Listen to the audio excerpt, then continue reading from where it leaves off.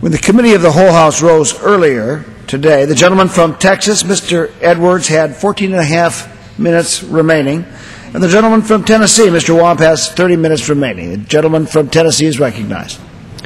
Mr. Chairman, I yield myself such time as I may consume. The gentleman is recognized. Mr. Chairman, oftentimes in life it's more important what you do with your second chances than what you do the first time around. Neither Chairman Edwards, who spoke so eloquently in a comprehensive way about this bill and his commitment to our veterans and our men and women in harm's way and their families, neither him or I took advantage in our younger years of serving in the uniform of our armed forces.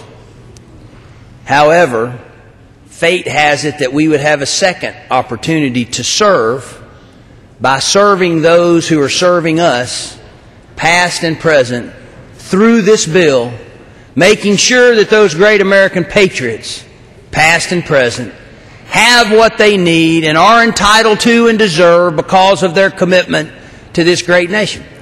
It is the highest compliment of my professional life to serve as a ranking member of this subcommittee.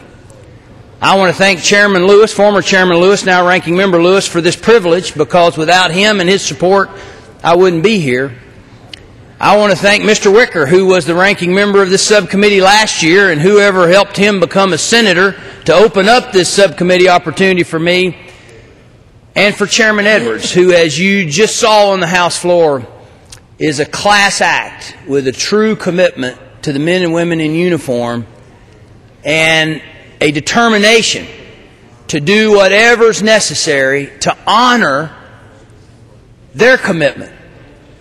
And I can report today, as I did at the full committee, that when I go home and people ask me in 2008, in my new position, are we honoring our nation's veterans and these men and women in uniform in an asymmetrical war on two fronts in Iraq and Afghanistan, with head trauma and IED injuries and amputees, double, triple, extraordinary injuries, stress from unfair deployments, unsustainable deployments, stress on the family? Are we honoring our commitment to them? And I don't think a few years ago, regardless of party, that the answer to that question was yes. We had problems at Walter Reed. We had problems at Fort Stewart. We had problems across the board. We still have many challenges. The deployment ratios have got to continue to get better. But I can tell you, in this bill, there is a bipartisan commitment to honor their commitment. And I believe we are making great progress at ensuring our men and women in uniform and their families have what they need and deserve, and when they come home as veterans, that we take adequate care of them. Not adequate, but responsible care of them. And I think we're making great progress. I want to thank the majority for doing something that people in the hinterland wouldn't even understand, but they put the military construction bill back in with the veterans bill where it belongs. When I served on the subcommittee 10 years ago, it wasn't there. But when the military construction bill funds quality of life in child care centers and these polytrauma centers and housing needs, the veterans piece being in with it in the same bill allows the continuum to come together so that we can look at the whole picture from today's men and women in harm's way and what their quality of life needs are, which is number one for us, all the way through the end of their life as a veteran with our VA system. And it needs to all be together. That was an amazing success, bringing it back together, and my hat's off to the Speaker for doing that first and foremost, for Chairman Edwards for his leadership, for Chairman Obey for his commitment. And I do agree that over the 100 hours that Chairman Edwards and I had hands-on with these amazing Americans, we produced a work product, this bill, at roughly $48 billion for the VA and $25 billion for the military construction needs around the world, that is very strong and an encouragement to all of those in harm's way today and those that have been there in the past. I will say that the President's budget request for veterans was a record level. Now, the Chairman said that it wasn't enough. I agree with that. And we did increase it by $3 billion, but it was a record level. So there's somewhat today and encouraging bipartisan proliferation to see who can do more for our nation's veterans, and that's a good thing for our nation's veterans, that we're in competition to see who can do more for the men and women coming home from Iraq and Afghanistan and those that have served in the past. But I was blown away over the last few months with the quality of the people. Number one, when they come in and we hear from the chiefs of the respected services, the top enlisted personnel, the commanders from around the world, like the commander of CENTCOM, who is now General Petraeus with 2 wars under his command in Iraq and Afghanistan. We hear from all these people about the needs on the ground and what investments they need the Congress to make for them to do their job successfully. And then from the families that talk about what stress it is when we had a 15-month in, 1 year out deployment. Now it's back to 1-to-1. It's going to 2-to-1. We need to get to 3-to-1 to make it sustainable, meaning 1 year in theater fighting, 3 years back in a non-combat place. This is so important that we work towards these objectives and that we honor this commitment. Now, on the subcommittee, we've got extraordinary support. Former chairman of the full committee, who will speak in a minute, Bill Young from Florida, sits with us every hearing, hands-on, engaged. Andrew Crenshaw from Jacksonville, Florida, who will also speak. John Carter from Texas, Kay Granger from Texas on our side. I want to compliment not just Chairman Edwards, but Sam Farr, the vice chairman, really engaged and a man who understands the world. Outstanding job.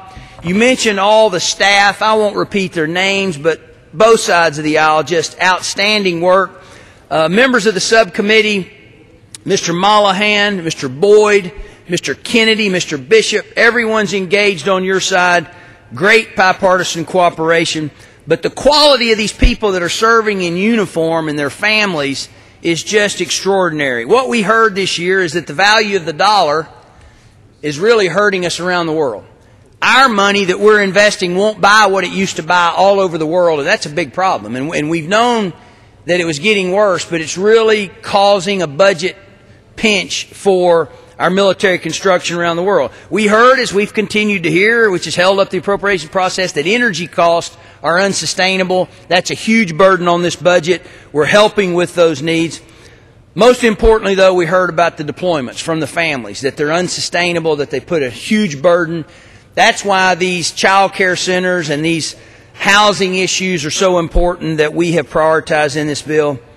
I want to say one word of caution, because whether it's a $3 billion increase in VA or a $13 billion increase in VA, the Veterans Administration is a long-standing bureaucracy. It is very large, and I've traveled, I've been to the sites, I've worked with the VA for a number of years, and they're not as efficient as they can be or must be. And money is not the only issue. And I'm grateful that we came together to give them more money.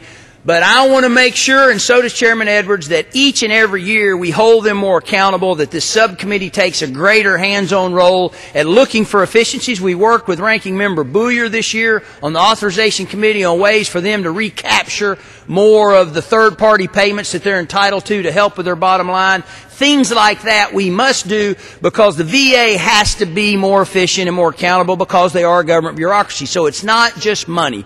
It's oversight, and I believe that commitment is there as well. I think Secretary Peake is doing a very good job as a secretary. Sometimes these positions are political. I don't think he is. I think he's hands-on. He understands the VA system from a health care perspective, which is possibly the most important piece of it. I just want to thank everyone. Again, the staff has really worked on a great bill. Our projects in this bill match the House Armed Services Committee. They are authorized. We marry them up so there's no extra, there's no member advanced initiatives here that don't meet all the tests of authorization. That's important. So that makes this bill special. It is special, too. We're the only bill that's going to move off the House floor before we go home. I wish they all would have. But we're closing on a positive note, because this bill is positive for our men and women in uniform. And they're out there. And the threats are out there. And it's like never before. It's asymmetrical. And I don't know what's next. I hope and pray we can bring them all home very soon. But as long as they're there, and as long as they're willing to volunteer to serve, Chairman Edwards, You and I are going to work together in this second chance of ours to serve those who serve us, and we're going to honor their commitment fully. That's what this bill's about. Mr. Chairman, I reserve the balance of my time.